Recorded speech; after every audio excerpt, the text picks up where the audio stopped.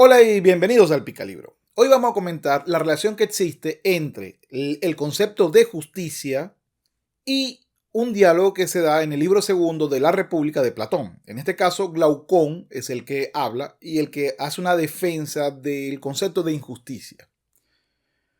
Antes de eso, vamos a hablar un poco de Deadpool. Deadpool es un superhéroe cuyo principal poder, principal habilidad es la regeneración casi inmediata, lo que lo convierte prácticamente en inmortal. No hay forma alguna, aunque he leído últimamente en sus cómics que hay un rayo que evita esa habilidad, etcétera, etcétera, pero en principio pues no hay ninguna forma de que el sujeto pierda la vida, digo, porque se regenera continuamente y que este poder es superior al que tiene Logan o Wolverine, digo, en su velocidad, en su capacidad de regeneración. Eso significa que en la práctica este superhéroe es capaz de salir impune a cualquier cosa. Lo pueden desmembrar, cortar, explotar, etcétera, y siempre se regenerará. Esa condición en particular me recuerda a una historia que está en el libro de la República de Platón. Y voy más o menos a contársela de forma muy corta. Me dice Glaucón sobre un anillo llamado el anillo de Gige. Y en este anillo nos presenta una hipótesis donde se abre la tierra, hay un terremoto, un pastor consigue una reliquia, se la coloca, es un anillo, se la coloca y descuidadamente le da vuelta e inmediatamente queda invisible. Los demás no lo ven. Y eso le otorga un gran poder. Poco a poco él va agarrando algunas cosas, va haciendo algunas cosas que llamaríamos como injustas. Y a la final pues termina enredándose con una de las reinas más hermosas y termina eh, quitando el poder al rey y por supuesto asumiendo él el gobierno. Es decir, se aprovechó de su poder para, como podía ser la injusticia, de forma impune, se aprovechó de ello y obtuvo todo lo que le dio la gana. Eso es lo que está diciendo esa leyenda. Por cierto, esa leyenda se basó, o en virtud de esa leyenda que nos habla Platón, se basaron dos grandes obras de literatura. La primera, por supuesto, todo el mundo sabrá que el anillo que ha vuelto y te vuelve invisible es el principio de la comunidad de los anillos. El concepto de la necesidad de que este poder no lo tenga uno, sino que lo tengan varios para poder dividir y evitar pues la convención de la injusticia absoluta también es un elemento clásico. Es más, prácticamente toda la Guerra Fría se basó en ese concepto, en el concepto de tener una equivalencia en poder suficiente de disuadir al otro a usarla. Y el otro libro, también muy famoso, que utiliza el mismo mito del anillo de Giges, publicado aquí en la República de Platón, es El hombre invisible de H.G. Wells. En él, por supuesto, vemos como el hombre invisible va perdiendo con este poder, va perdiendo cualquier condición de moral, de justicia y hace prácticamente lo que se le viene en gana. Ahora fíjense, la pregunta que les quiero hacer a ustedes es, imagínense que el día de mañana nos den ese poder. El poder, no de la invisibilidad, el poder de la regeneración de Deadpool. ¿Qué haríamos? Fuéramos a agarrar lo que quisiéramos, nos venderíamos al mejor postor sin importarnos las consecuencias de nuestros actos. Alguien me preguntó una vez sobre por qué Batman no eliminaba a los malos de Ciudad Gótica. Yo expliqué aquella vez sobre los imperativos categóricos de Kant y lo vuelvo a decir. Si Batman acaba físicamente con los malos, se convertiría él en lo que él está evitando. ¿Qué es que él quería o por qué él sale a luchar por la justicia? Para evitar que haya más huérfanos en Ciudad Gótica, como lo fue él. Si la persona cae en prisión, por lo menos sus hijos pueden verlo. Y si sale de prisión, pues sus hijos podrán pasar parte de su vida con él. Pero si él toma una decisión final, será un nuevo creador de huérfanos. Es decir, se convierte en lo que él quería evitar.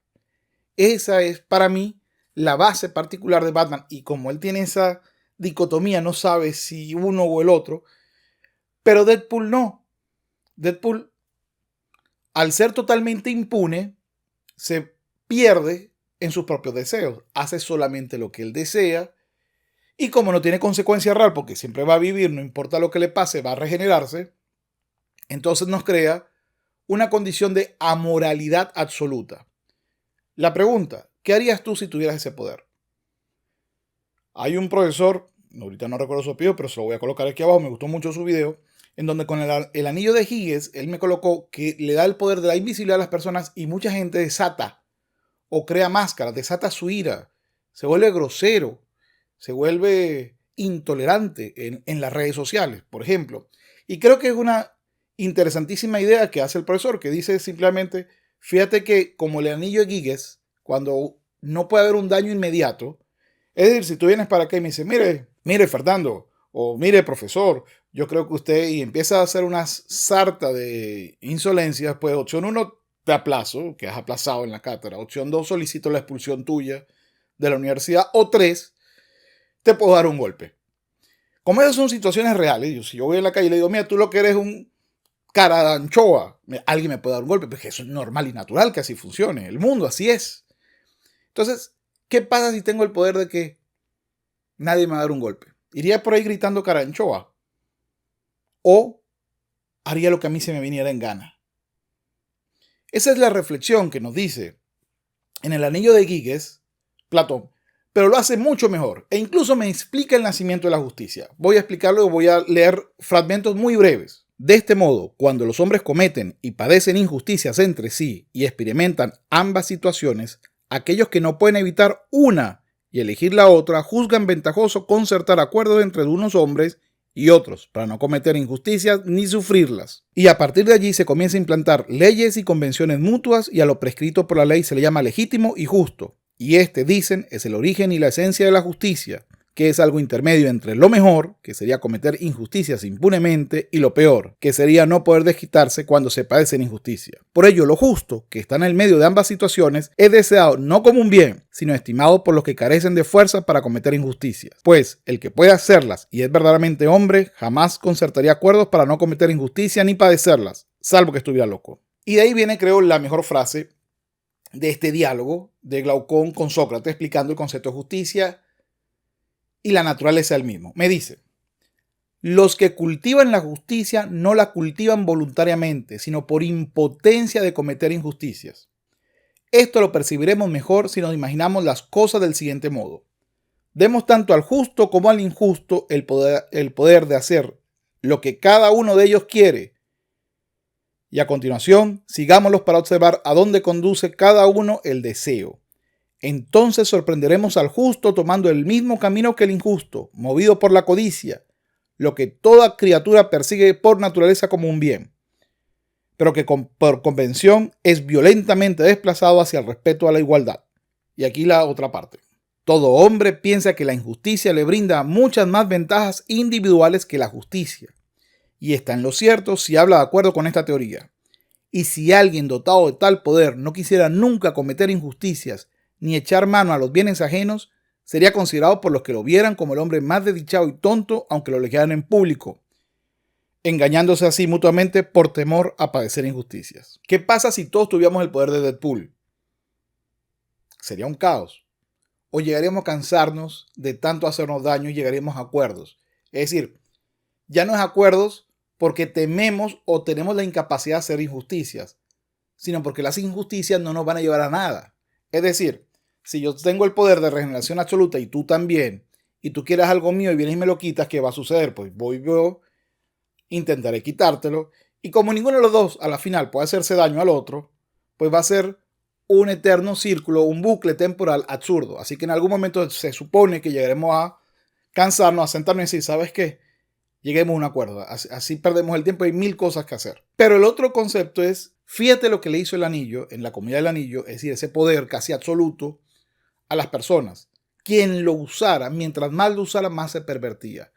¿Qué pasa con Deadpool? Mientras más los usa, más le es indiferente la vida de los demás. No le importa, porque no tiene consecuencias. Le es indiferente las consecuencias físicas que tenga, porque no le importa. Y no le importa pues no hay consecuencias reales.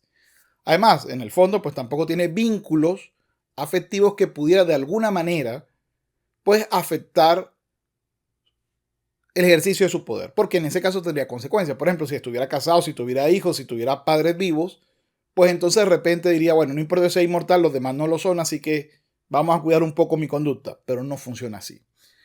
Como ves, esto es un tema para debatir, que es la justicia. ¿Qué origina la justicia? Realmente nos juntamos porque queremos evitar que nos cometan injusticia y queremos vengar, entre comillas, la justicia a las que somos sometidos. Eso tiene que ver con el principio de la sociedad y si es por eso que los humanos nos unimos o no. Lo importante es, fíjate que bajo el concepto de no necesitar que alguien te salve de la injusticia, porque tú puedes hacer lo que quieras impunemente, pues terminas solo, sin grupo.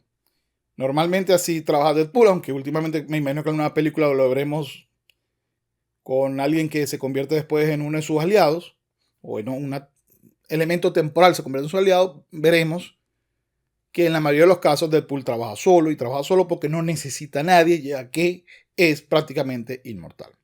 Bueno, dicho esto, no queda más que despedirme y recomendarte, por supuesto, que leas a La República de Platón y verás que en cada libro de este compilado de diálogos hay tesoros increíbles que descubrir y vas a ver que muchas de lo que él está diciendo lo has visto ya replicado en literatura, en teorías, en películas y en muchas referencias culturales. Es decir, lo mucho que le debemos a Platón, muchos de nuestros principios y muchas de nuestras dudas actuales en nuestra sociedad.